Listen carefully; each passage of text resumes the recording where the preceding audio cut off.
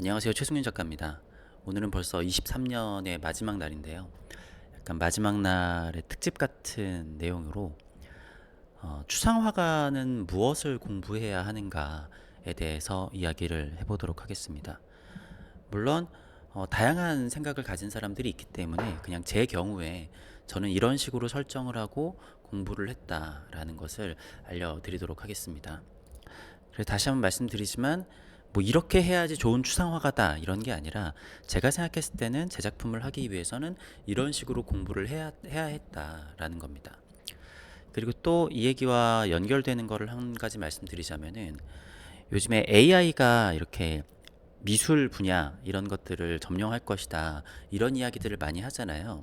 그런데 왜 AI가 추상화, 물론 다른 미술도 마찬가지라고 생각하기는 하는데, 제가 이제 예전에 인간은 가치를 어디에다 부여를 하는가에 좀 더 중점을 두기 때문에 AI보다는 이런 미술, 인간이 하는 미술이 절대로 사라질 일은 없다라고 그랬잖아요.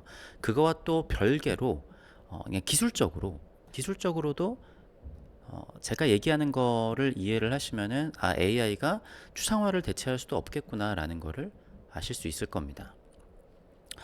일단은 해보신 분도 있고 안 해보신 분도 있을 텐데, 그런 이렇게 AI 툴이 있잖아요. 명령어를 입력하면은 그거를 결과값으로 이야기를 해주는 그런 걸 보면은 꽤 이런 거는 괜찮은 추상적인 이미지가 나온 것 같은데 라고 생각을 하실 수도 있어요.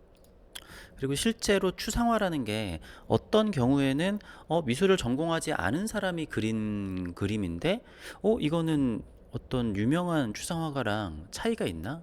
아니면 부분적으로 확대를 했었을 때 이것도 되게 유명한 사람의 작품하고 차이가 있을까? 이런 작품들도 있단 말이에요. 그러한 경우에는 세상의 그 장면들을 단편적으로 보게 되면은 그러한 경우들이 존재를 합니다. 예를 들어서 우리가 노래를 부르는데 당연히 가수처럼 노래를 부르지는 못하잖아요. 근데 내가 목소리 낸 거에서 한 0.2초 정도만 크롭해가지고 아주 잘 부르는 가수의 노래의 0.2%를 크롭해서 들었으면은 그 소리의 차이는 사실은 별로 없을 수도 있어요. 그러니까 소절을 들으면 당연히 엄청난 차이가 나는데 그 부분을 보면 그렇다라는 거죠. 그림도 마찬가지로 어떤 거는 굉장히 탁한 색인데 이 색깔을 어디에다가 배치를 하느냐에 따라서 이게 화려한 색깔이 될 수도 있고 탁한 색깔이 될 수도 있습니다. 뭐 이런 비유적인 얘기를 하려는 건 아니고, 자, AI에 대해서 조금 공부를 해보신 분들은 아실 수 있을 텐데, 인간의 직관성이라는 게 있습니다. 자, AI에게 굉장히 단순한 질문을 물어보고 그리고 굉장히 어려운 질문을 물어본다라고 해볼게요. 그랬을 때 인간이 봤었을 때는 이거는 너무 쉬운 문제고 이거는 너무 어려운 문제인데, AI 입장에서는 얘나 큰 차이가 없어요. 얘의 답을 도출해내는 과정이 어차피 굉장히 많은 프로세서를 돌려가지고 이렇게 답을 내는데, 이 답을 도출해내는 과정이 컴퓨터가 하는 것과 인간이 하는 것의 사고 과정이 굉장히 다릅니다. 예를 들어서 인간의 뇌는 AI의 뇌와 다른 점이, 자, 우리가 기억이라는 게 있어요. 기억이 나의 뭐 한 살 때 기억은 여기 있고, 두 살 때 기억은 여기 있고, 수학적인 기억은 여기 있고, 뭐 내가 뭐 고등학교 때 기억은 여기 있고 해가지고 어떤 부분을 침투를 하면은 그거를 지울 수 있는 게 아니에요. 근데 컴퓨터 같은 경우에는 폴더에 폴더별로 저장이 되어 있죠. 자, 그래서 심지어 내가 뇌에 어떤 부분이 한 부분 사라진다고 하더라도 기억들을 해낼 수가 있어요. 그러니까 내 머릿속에는 뉴런들이 그 기억들을 공통적으로 가지고 있는 거죠. 그래서 인간의 기억이라는 거는 컴퓨터의 기억처럼 각 폴더에 있어서 조건에 따라서 열리는 게 아니라 공통된 중첩된 기억에서 그것이 구조적으로 존재를 한다라고 볼 수가 있습니다. 자, 그런데 예를 들어 AI가 바둑을 둔다고 하더라도 모든 경우의 수를 다 계산을 해가지고 그 다음에 수를 놓는 거잖아요. 그런 경우에는 당연히 AI가 인간보다 바둑을 잘 둘 수밖에 없겠죠.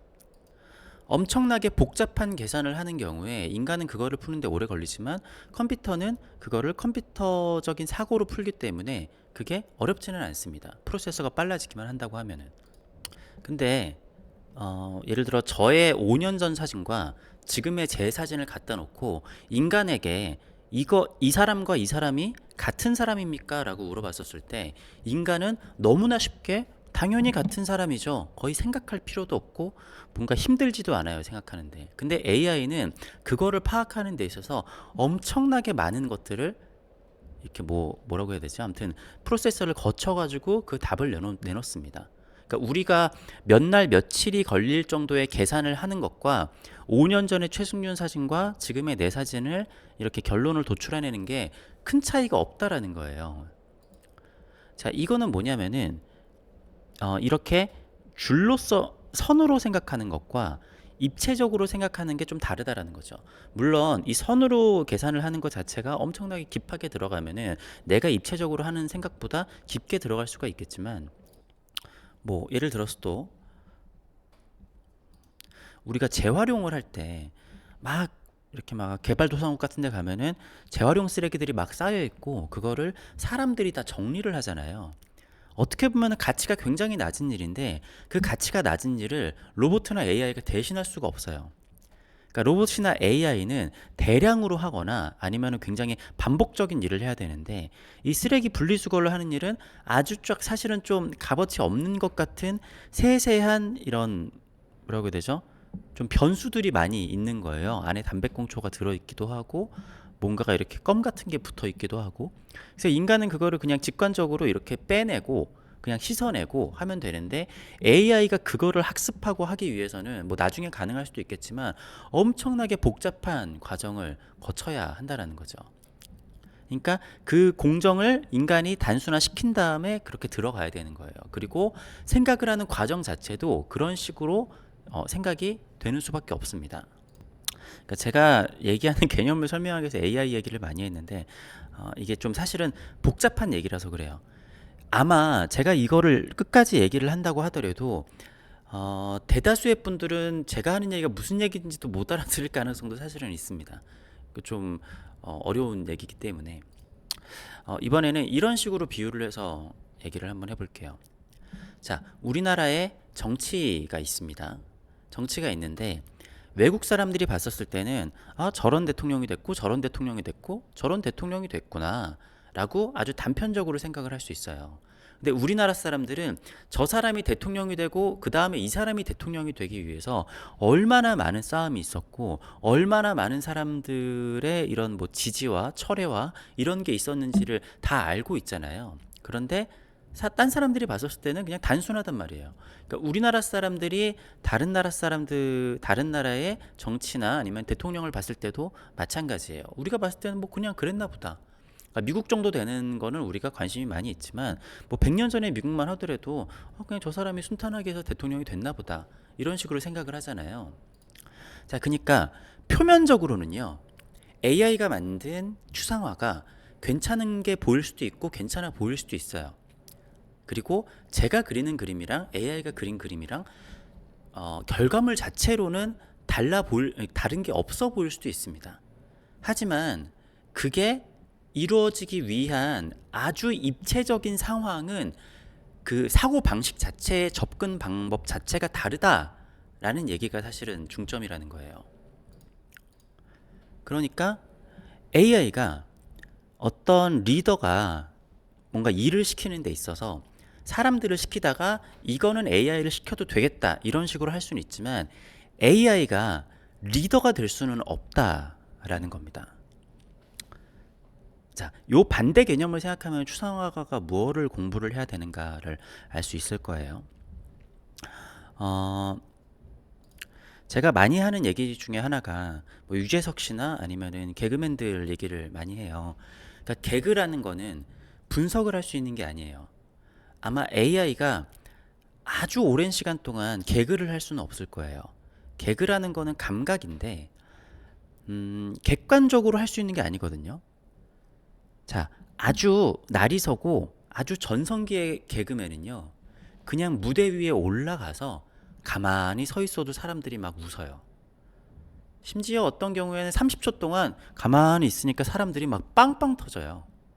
네. 근데 이거는 설명할 수 있는 게 아니거든요. 그리고 지난 다음에, 전성기가 지난 다음에, 그때 도대체 내가 뭘 했길래 그렇게 사람들이 빵빵 웃었지? 자기도 모르겠는 거예요. 이걸 객관적으로 생각해서는 답이 안 나오거든요. 어, 굉장히 그 뭐라고 할까? 그 사람이 지금까지 걸어왔었던 행보, 그리고 그 사회의 분위기, 여러 가지가 맞물려서 아주 입체적인 상황으로 그러한 그 분위기가 만들어지는 거거든요. 그리고 개그라는 것 자체가 저는 추상화랑 되게 비슷하다는 얘기를 많이 하는데, 일단은 그 기운도 있어야겠지만 개그라는 게 아주 입체적인 상황에서 그거를 비집고 들어와서 아주 센스 있는 한마디를 해야 돼요. 근데 이거는 선적인 생각으로는 할 수 없고 입체적인 생각에서 할 수 있는 겁니다. 자, 어떻게 보면 서론이 길었다고도 할 수 있는데 이 서론이 중심적인 얘기이기도 합니다.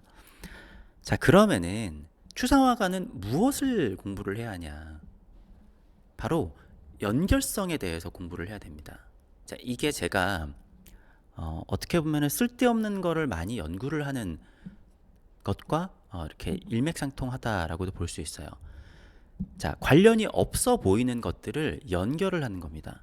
제가 좀 전에 유재석 씨도 얘기를 했지만 이 비유 제가 되게 많이 얘기했어요. 무한도전이나 여러 가지를 찍을 때 대본이 없이도 대본대로 가면 사실 재미없는 것들이 많이 있었을 텐데, 유재석 씨는 관찰을 되게 많이 해요. 갑자기 오늘 뭐 박명수 씨가 신발을 재밌는 걸 신고 왔다, 아니면 머리를 안 감고 왔다, 그래가지고 이 사람 저 사람들의 오늘 아주 작은 특징들을 파악해서 그것을 연결을 합니다. 남들이 파악하지 못한 것, 전체 흐름도 보고 대본도 읽고 여러 가지를 하지만 그 와중에 작은 것들을 찾아내서 그거 하나하나를 다 파고드는 게 아니라 이거를 이 분위기에 해치지 않게 필요한 것들을 갖다 쓰는 거예요. 자, 이러려면은 하나하나를 많이 아는 것도 중요하겠죠. 그리고 하나에 대해서 얘기를 시작하면은 그거를 풀어가는 능력도 중요할 겁니다. 하지만 이거는 분위기와 약간 기세도 있고 재밌게 해야 되는 거잖아요. 뭔가 과학자나 아니면은 뭐 교수님이나 이런 사람들이 왔으면은 뭐 노홍철이 머리를 안 감은 거에 대해서, 뭐 박명수가 머리를 안 감은 거에 대해서 그거를 분석적으로 파고 들어갈 거예요. 파고 들어가는 것도 필요하지만 중요한 거는 여러 가지가 있는 것들을 어떻게 하면은 최적의 상황으로 끄집어내서 그 연결성을 만들어내느냐가 사실은 중요하다라는 겁니다. 그리고 심지어는 연결성이 없어 보이는 것들도 연결을 하는 거예요.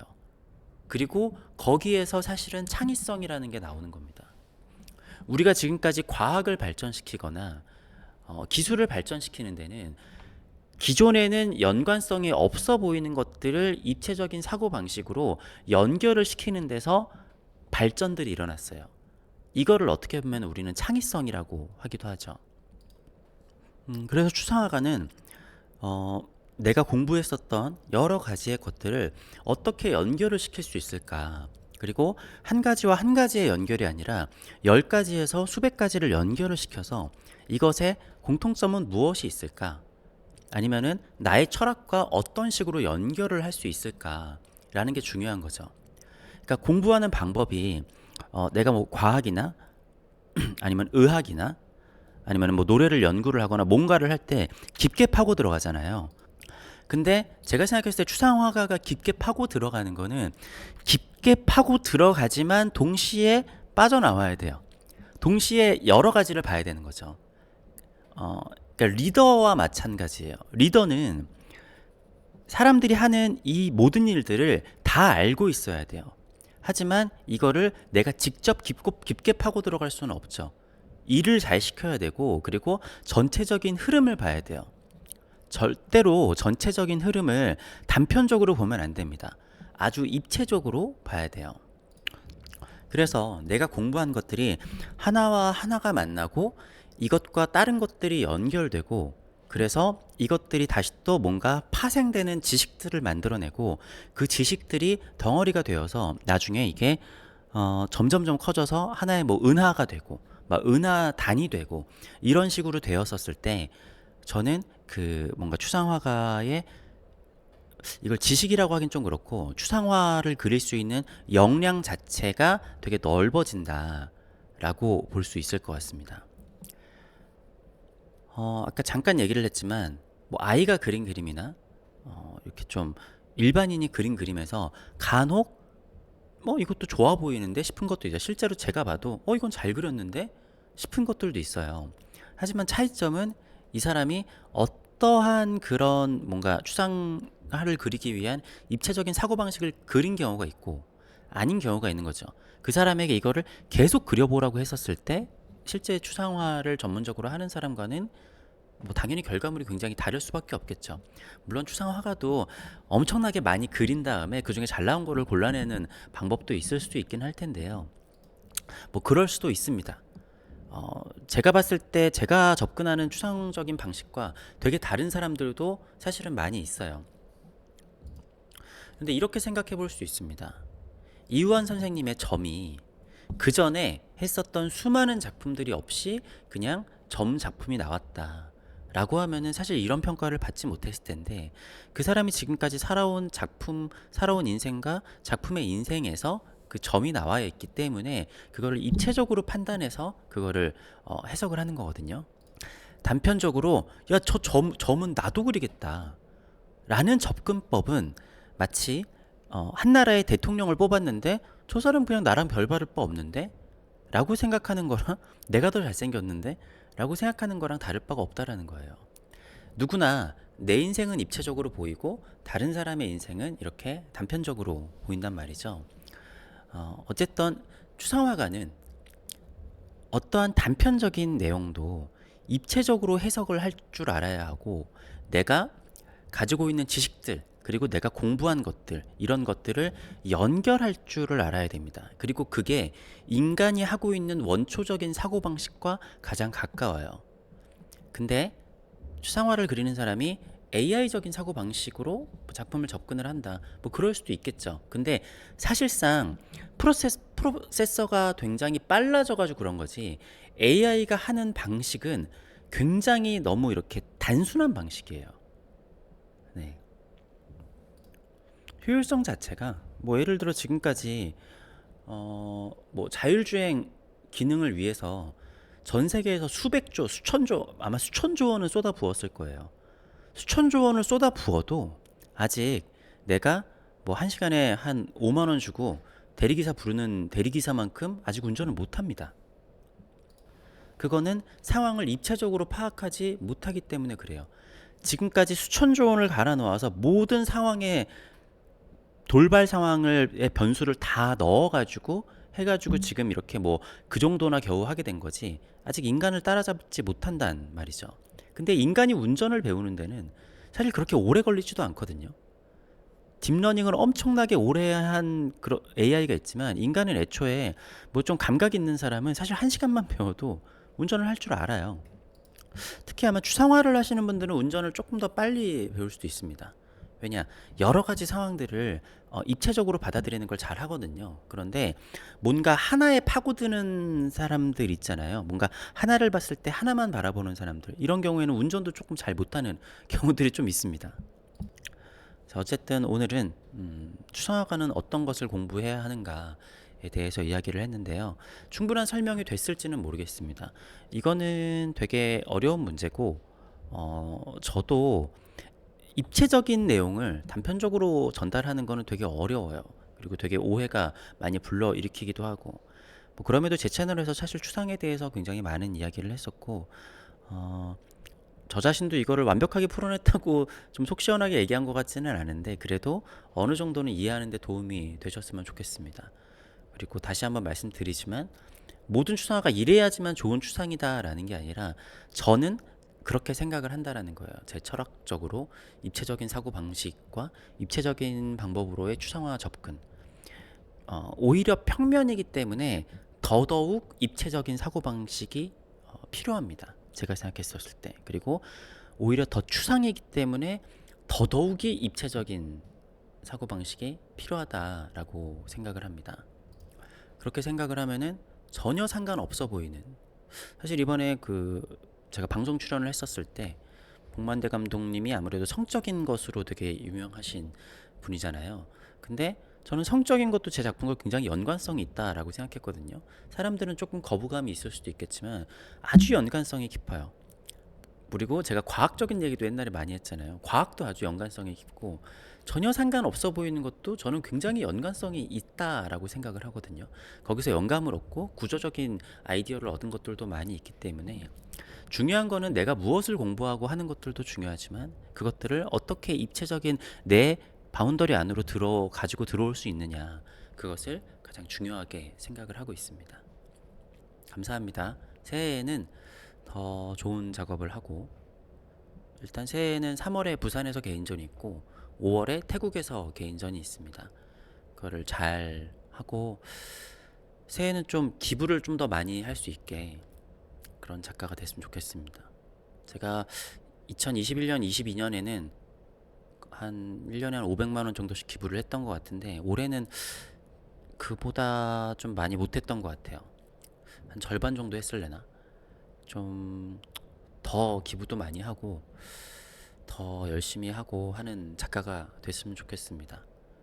네, 부족한 내용이지만 좀 지지해 주시는 많은 분들에게 감사드립니다. 감사합니다.